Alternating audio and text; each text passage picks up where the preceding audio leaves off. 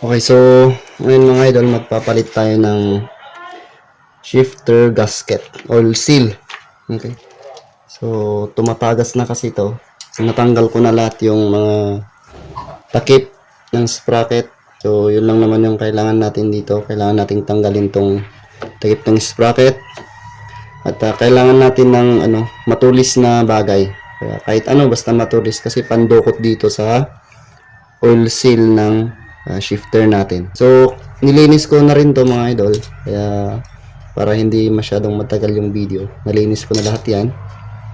Yung gagawin na lang natin ngayon mga idol is tatanggalin na natin itong shifter gasket. Ito. Ayan. Tatanggalin ko lang ito mga idol. Tapos, ipapakita ko sa inyo kung paano ikabit. Wala na akong ibang gagawin dito. Tatanggalin ko na lang ito. Okay, so tanggalin na natin mga idol. Ipa-fast forward ko na lang ito or kakat ko na lang. Okay, so ngayon, ito yung pinakamadaling technique para alisin itong shifter gasket mga idol. So, kukuha lang kayo ng yung may ganito, yung may bread knife. Yan. Yan. Tapos itusok nyo doon sa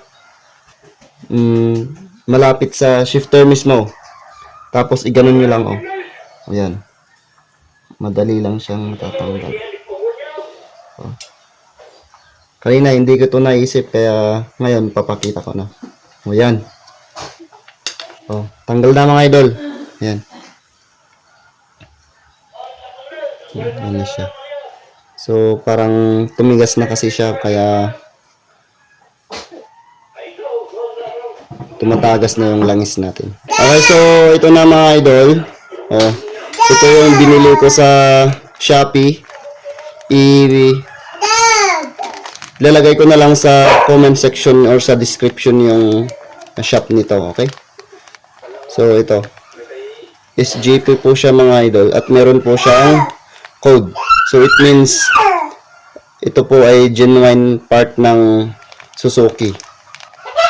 Ayan. So seal, shift, shaft oil. Ayan, so ilalagay na natin mga idol.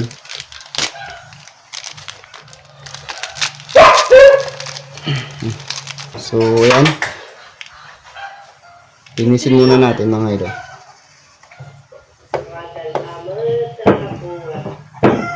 Okay, so kailangan muna nating to mga idol. Dapat sana may ganito kayo socket na kasya yung shifter natin dito pero hindi kasya eh. So dapat pukpukin nyo na lang to para pantay yung pagkalagay. Pero yung gagawin ko na lang mga idol is hinay-hinay na lang. Para pantay yung kuan natin. Pagkalagay.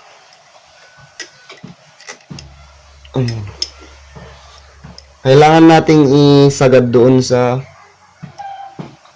loob mga idol. Mag-ingat lang kayo mga idol para hindi masugat tong oil seal natin. O yan, sagad na. Okay. Ayun. Ayun siya mga idol. Okay, pwede na. Pwede na nating ilagay yung shifter natin. Pero ngayon mga idol, magpapalit din ako ng front sprocket. Ayan. So, tanggal ko na yung tornilyo. Alisin ko na lang ito. Mga idol. Okay, so ayan, tanggal na. At papalit ko rin itong ayan. Okay, so ilagay ko na lang ito mga idol. Bago nating sprocket. Ayan, SGP po ito. May number po ito. 428-14 Suzuki. So it means genuine part ng Suzuki Rider.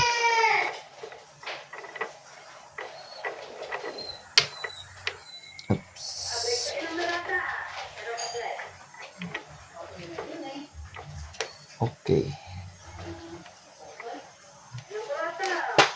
Saan yung lock?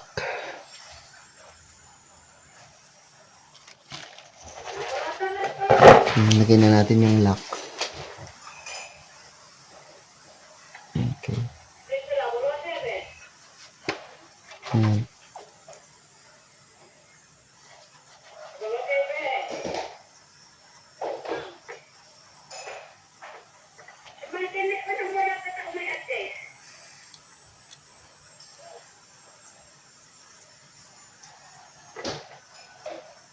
Okay. Higpitan ko na lang yan mga idol. Tsaka ibabalik ko lang ito. Itong takip ng shifter. Tsaka ito. So wala nang ibang gagawin dyan mga idol. Tapos na. Ibabalik ko na lang yung mga tinanggal ko. Okay. So kailangan muna itong tanggalin. Kung nga pala mga idol, kailangan nyo itong tanggalin para makapag palit ng oil seal. Okay. So kapag magpapalit naman ng sprocket, hindi na kailangan itong tanggalin. Yun lang mga idol. So, salamat. Sana may natutunan kayo.